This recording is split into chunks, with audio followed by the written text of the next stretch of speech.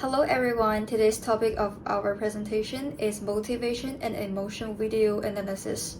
Before we begin, please allow me to introduce our group member. We are Jingxi, Chen Xinrui, Yuan Ruqing, Huang Huiru, Huang Xingtian. Okay, now let's get started. This is our content. We divided our presentation into 6 parts, from introduction to conclusion. Now let's get started. Okay, in this part, please allow me to make a brief introduction of this video. This video tells the story of Greenwood, a young man who struggles with a severe stutter. His condition deeply affects his self-esteem and ability to interact with others. Even though he often feels isolated, he finds emotional comfort through online conversations with a girl named Ellie.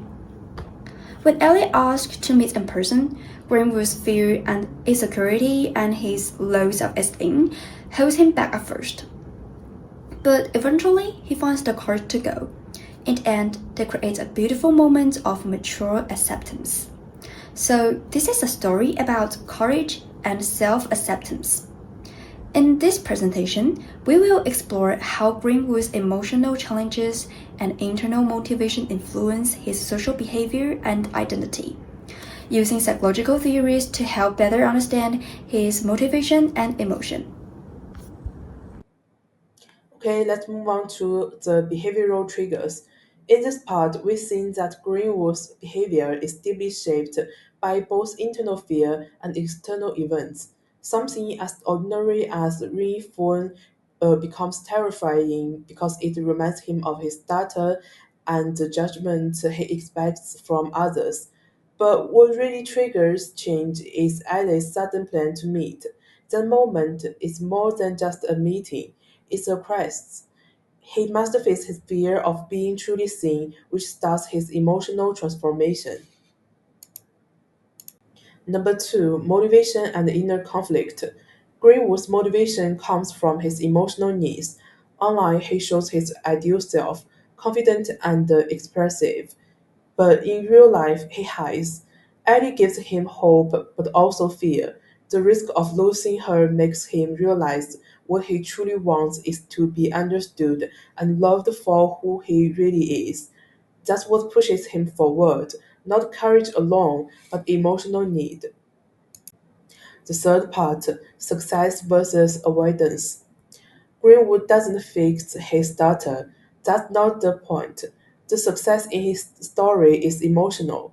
He acts even while afraid. That's what makes him different from those who choose to hide. He steps forward, and that small choice shows a big change. It's an act of growth, not of perfection.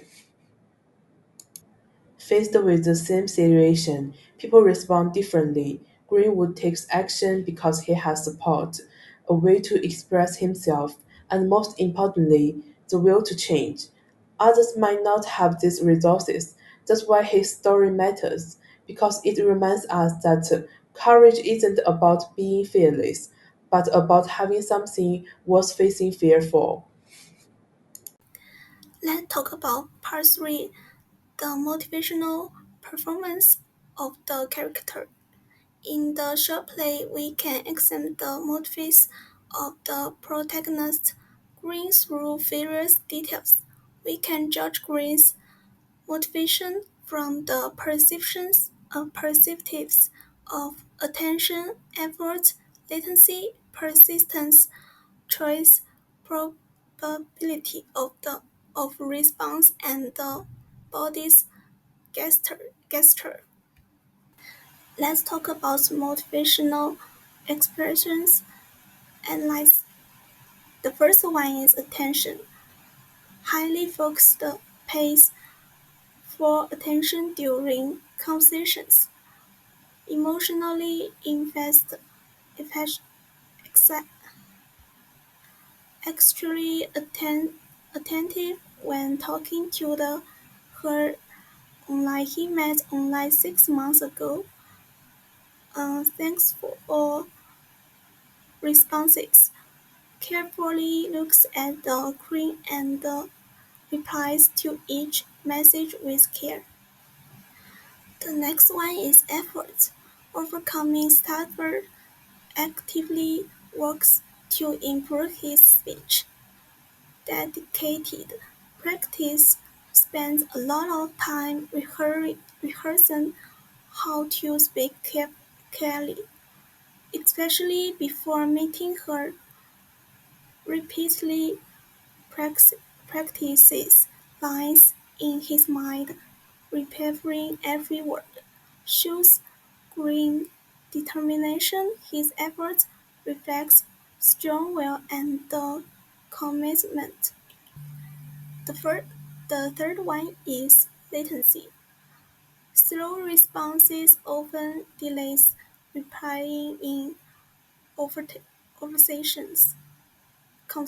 Conversations avoids social interaction, tends to withdraw from direct engagement. Avoidance strategy sometimes pretends to have a hearing or speaking disability to avoid answering, such as when asked for directions. Um, Next is persistence. Green battles an inferiority complex causing him to avoid meeting the heroine. Despite his nervousness and the reluctance, Green pushed himself to keep the appointment. The fifth one is choice. Green is on confidence but still agreed to meet the heroine. The Green have a very low response rate. He pretended to be hearing impaired to avoid dialogue, but turning point, he decided to make the hearing show the newfound motivation to engage. He also has some bodily gesture. Um, when he feels nervous and uneasy, he will have some um, unconscious small movements such as rubbing hands and bowing head. At the end of the short play, he feels relaxed body language because he realized the hearing has had the similar place. At the start, Greenwood hangs up a phone call because he can't speak well. He feels ashamed. This shows how hard it is to live in a world that expects everyone to speak fluently. He is always alone. He uses social media, but it doesn't really help. He still feels emotionally empty.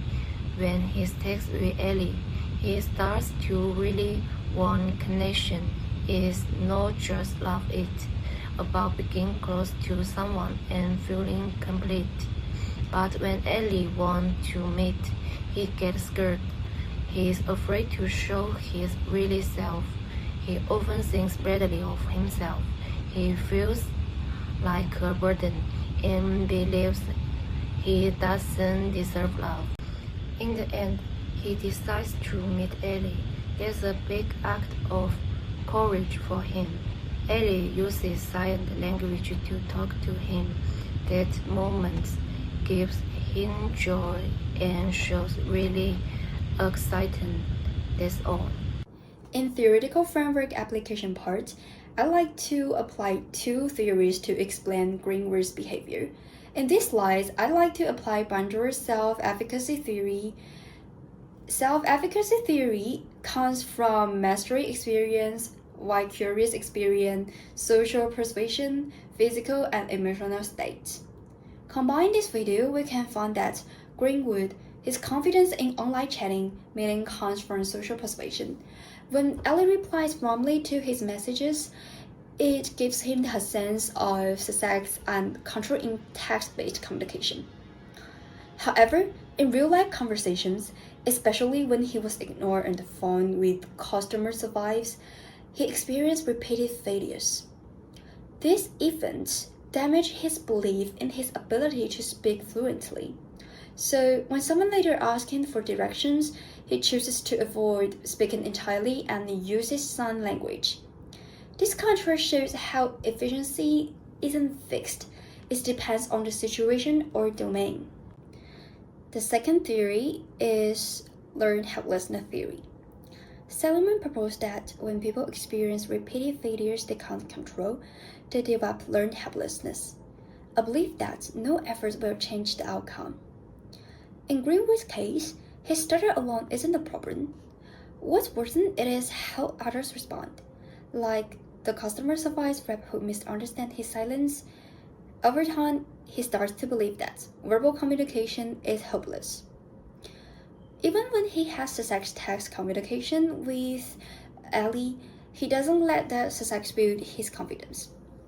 He sees typing and speaking as two completely different words, and assumes he will be rejected if they meet. So when Ellie wants to meet, he feels anxious and afraid. He even rehearses going to the location but never dares to show up. This hesitation is a sign of emotional numbness. He accepts failures even when there's hope. To conclude our presentation, I'd like to briefly reflect on how stutter reveals the emotional sides of human motivation. As we've discussed, Greenwood's experience shows that fear, shame, and loneliness can become powerful barriers, but they also drive his longing for connection and meaning. His decision to meet Ellie isn't just about speech, it's about courage and emotional transformation. What stutter ultimately reminds us is this: growth doesn't mean eliminate fear, but daring to move forward despite motivation and its core. It's emotional, it's rooted in the desire to be accepted, to be understood, and to love and be loved in return.